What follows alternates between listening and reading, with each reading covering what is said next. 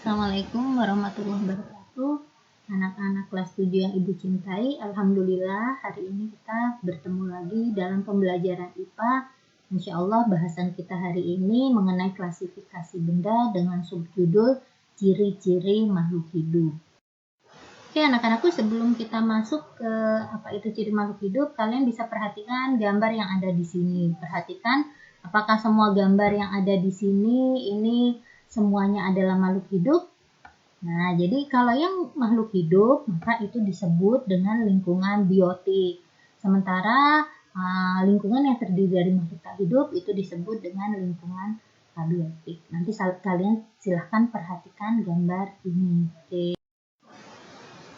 Teman-teman, materi hari ini mengingatkan kita materi ketika kalian SD dulu bahwa makhluk hidup itu memiliki ciri. Oke, ciri yang pertama adalah bernapas, bergerak, kemudian peka terhadap rangsang, memerlukan nutrisi, tumbuh dan berkembang, selanjutnya berkembang biak, adaptasi, dan yang terakhir adalah ekskresi. Oke, nanti kita bahas satu persatu. Oke teman-teman, ciri makhluk hidup yang pertama itu adalah bernapas. Nah, di gambar ini kalian bisa melihat beragam alat pernapasan pada makhluk hidup dan itu tergantung pada tempat hidup. Nah, di sini kita lihat burung ini alat pernapasannya pundi-pundi udara. Kemudian ini sapi, itu pernapasannya apa coba? Iya betul, paru-paru. Selanjutnya ini serangga belalang di sini, ini alat pernapasannya trakea. Kemudian ikan alat pernapasannya apa coba? Hayo apa?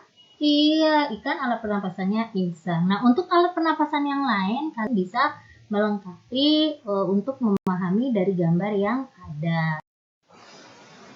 Teman-teman, kita lanjut ke ciri makhluk hidup yang berikutnya. Ciri makhluk hidup yang bergerak yang berikutnya itu adalah bergerak. Oke, makhluk hidup itu bergerak ya sesuai dengan tempat hidupnya. Jadi seperti burung ini alat geraknya berupa apa coba? Sayap. Betul. Berikutnya ada lagi ikan. Ikan itu alat geraknya apa? Alat gerak pada ikan itu adalah sirip. Nah, kemudian berikutnya ini kambing. Alat geraknya apa coba?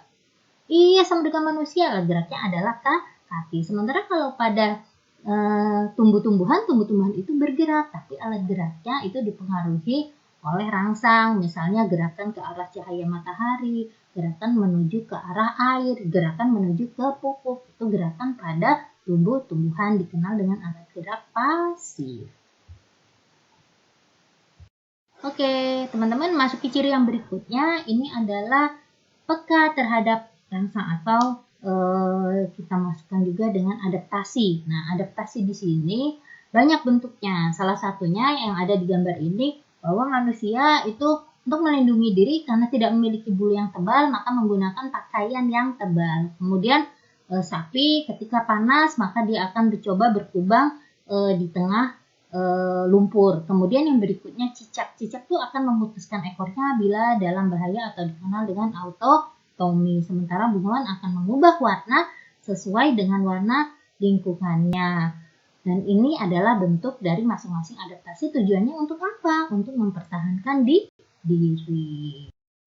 Oke, kita siap dengan ciri makhluk hidup yang berikutnya. Ciri makhluk hidup yang berikutnya itu adalah makan. Jadi makhluk hidup itu semua makhluk hidup pasti akan memerlukan makan dan minum. Makan dan minum pada makhluk hidup ini kalau pada hewan itu dibagi menjadi 3 bentuk. Jadi herbivora, karnivora, dan omnivora. Herbivora jenis pemakan tumbuhan. Kalian bisa lihat nih contohnya ada pada gambar. Berikutnya pemakan daging yang dikenal dengan karnivora, dan juga ada omnivora, pemakan semua. Sementara kalau pada tumbuh-tumbuhan gimana? Tumbuh-tumbuhan juga sama. Tumbuh-tumbuhan membutuhkan makan dan minum melalui unsur hara yang ada di dalam tanah, atau bahkan ada beberapa hewan yang dia memakan serangga untuk kelangsungan hidupnya. Oke, lanjut teman-teman. Ciri yang berikutnya ini adalah cara berkembang biak.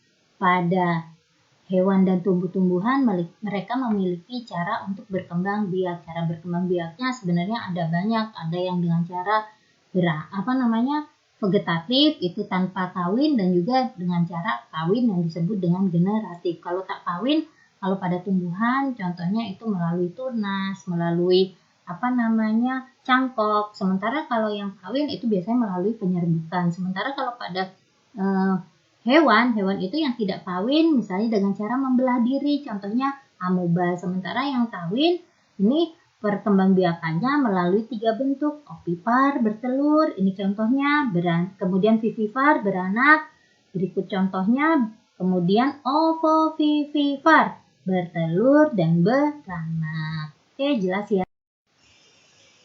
Memasuki ciri makhluk hidup yang berikutnya, ini adalah mengeluarkan zat sisa atau ekskresi.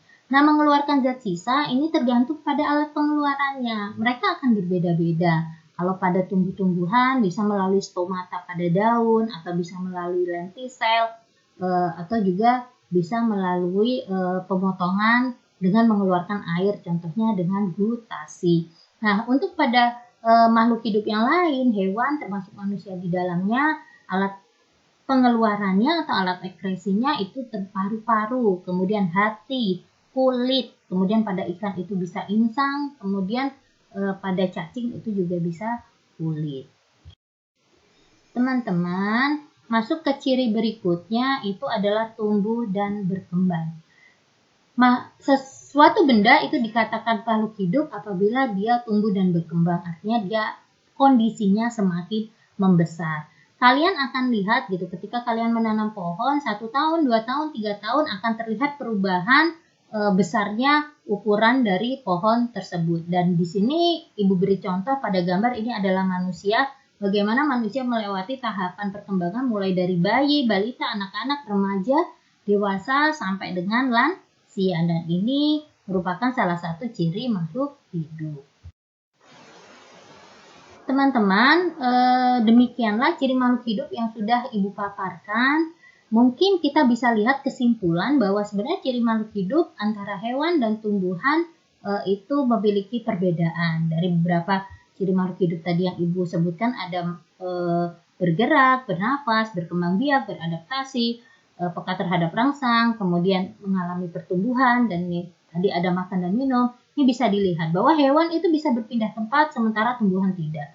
Kemudian hewan itu bisa melahirkan sementara tumbuhan menggunakan biji. Ini kalian bisa baca alat pernapasannya, kalau tumbuhan stomata, kalau hewan itu atau manusia bisa dengan paru-paru. Kemudian organnya kalau pada manusia tetap, tapi kalau tumbuhan berganti-ganti sesuai dengan bentuk tubuhnya. Jadi semakin besar dia akan berganti organ pada tumbuh-tumbuhan. Oke, demikianlah pemaparan dari Ibu. Mudah-mudahan kalian bisa memahami. Insya Allah tugas nanti akan saya berikan. Tugasnya silahkan kalian merangkum apa yang sudah Ibu sampaikan pada slide yang sudah Ibu berikan. Terima kasih.